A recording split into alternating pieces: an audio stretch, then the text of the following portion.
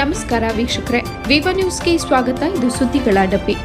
ಪರಿಶಿಷ್ಟ ಜಾತಿ ಬಲಗೈ ಸಮುದಾಯದ ಒಳ ಮೀಸಲಾತಿ ರಕ್ಷಣಾ ಸಮಿತಿ ವತಿಯಿಂದ ಸುದ್ದಿಗೋಷ್ಠಿ ನಡೆಸಿ ಮಾತನಾಡಿದ ಮರಿಯಪ್ಪ ಹಳ್ಳಿ ಅವರು, ನ್ಯಾಯಮೂರ್ತಿ ಶ್ರೀ ನಾಗಮೋಹನ್ ದಾಸ್ ಒಳ ಮೀಸಲಾತಿ ಏಕಸದಸ್ಯ ವಿಚಾರಣಾ ಆಯೋಗವು ಪರಿಶಿಷ್ಟ ಜಾತಿಯ ಕುಟುಂಬಗಳನ್ನು ಸಮೀಕ್ಷೆ ನಡೆಸಿ ದಿನಾಂಕ 4/8/2025 ಸರ್ಕಾರಕ್ಕೆ ವರದಿಯನ್ನು ಸಲ್ಲಿಸಿದೆ.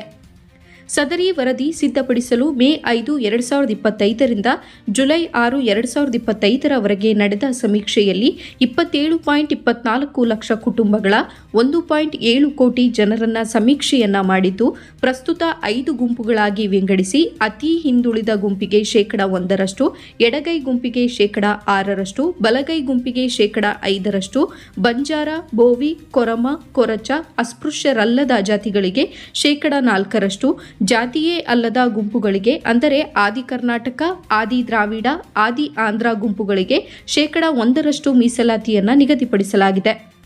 ನ್ಯಾಯಮೂರ್ತಿ ಶ್ರೀ ನಾಗಮೋಹನ್ ದಾಸ್ ಆಯೋಗಕ್ಕೆ ಹಲವಾರು ಮನವಿಗಳನ್ನು ಸಲ್ಲಿಸಿ ಈ ಕೆಳಕಂಡ ಅಂಶಗಳ ಬಗ್ಗೆ ಕ್ರಮವಹಿಸಲು ಕೋರಲಾಗಿತ್ತು. ಆದರೂ ಏಕಪಕ್ಷೀಯವಾಗಿ ಒಂದು ಸಮುದಾಯವನ್ನು ಓಲೈಸಲು ಮತ್ತೊಂದು ಸಮುದಾಯಕ್ಕೆ ಅನ್ಯಾಯ ಮಾಡಿ ನ್ಯಾಯಮೂರ್ತಿ ನಾಗಮೋಹನ್ ದಾಸ್ ಅವರು ವರದಿ ಸಲ್ಲಿಸಿದ್ದು, ಸದರಿ ವರದಿಯು ಅವೈಜ್ಞಾನಿಕ ಹಾಗೂ ಪಕ್ಷಪಾತದಿಂದ ಕೂಡಿರುತ್ತದೆ. ವಿವ ನ್ಯೂಸ್ ಕನ್ನಡ.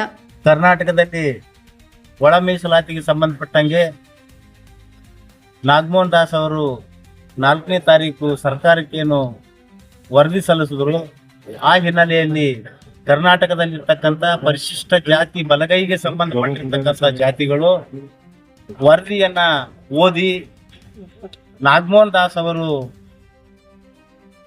ಪರಿಶಿಷ್ಟ ಜಾತಿ ಬಲಗೈ ಸಂಬಂಧಪಟ್ಟಂಗೆ ಆ ವರದಿಯಲ್ಲಿ ಕೆಲವೊಂದು ನ್ಯೂನತೆಗಳನ್ನ ಮತ್ತು ಅನ್ಯಾಯವನ್ನ ಉದ್ದೇಶಪೂರ್ವಕವಾಗಿ ಮಾಡಿದ್ದಾರೆ ಅಂತಕ್ಕಂಥ ಹಿನ್ನೆಲೆಯಲ್ಲಿ ಗುಲ್ಬರ್ಗ ಜಿಲ್ಲೆಯಲ್ಲಿ ನಾವು ನಿನ್ನೆ ಸಭೆ ಸೇರಿ ಗುಲ್ಬರ್ಗ ಜಿಲ್ಲೆಯ ಎಲ್ಲ ಪರಿಶಿಷ್ಟ ಜಾತಿ ಬಲಗೈಗೆ ಸಂಬಂಧಪಟ್ಟಿರ್ತಕ್ಕಂಥ ಎಲ್ಲ ಪ್ರಮುಖರು ಸೇರಿ ಒಂದು ಸಭೆಯನ್ನ ಮಾಡಿ ಈ ವರದಿಯನ್ನ ಎಲ್ಲರೂ ಸಮಗ್ರವಾಗಿ ಚರ್ಚೆ ಮಾಡಿ ಆ ವರದಿಯಲ್ಲಿರ್ತಕ್ಕಂಥ ನ್ಯೂನ್ಯತೆಯನ್ನ ಸರ್ಕಾರಕ್ಕೆ ಮುಟ್ಟಿಸ್ಬೇಕು ಅಂತಕ್ಕಂಥ ಉದ್ದೇಶವನ್ನು ಇಟ್ಕೊಂಡು 14ನೇ ತಾರೀಕು ನಾವು ಗುಲ್ಬರ್ಗದಲ್ಲಿ ಪರಿಶಿಷ್ಟ ಜಾತಿ ಬಲಗೈ ಸಂಬಂಧಪಟ್ಟಿರ್ತಕ್ಕಂಥ ವಿಚಾರಗಳನ್ನ ಸರ್ಕಾರಕ್ಕೆ ಮುಟ್ಟಿಸ್ಬೇಕು, ನಾಗಮೋಹನ್ ದಾಸ್ ವರದಿಯನ್ನ ತಿರಸ್ಕಾರ ಮಾಡಿ ಪುನರ್ ಪರಿಶೀಲನೆ ಮಾಡಬೇಕು ಅಂತಕ್ಕಂಥ ಒಂದು ದೊಡ್ಡ ಪ್ರಮಾಣದ ಚಳವಳಿಯನ್ನ ಮಾಡ್ತಾ ಇದೆ.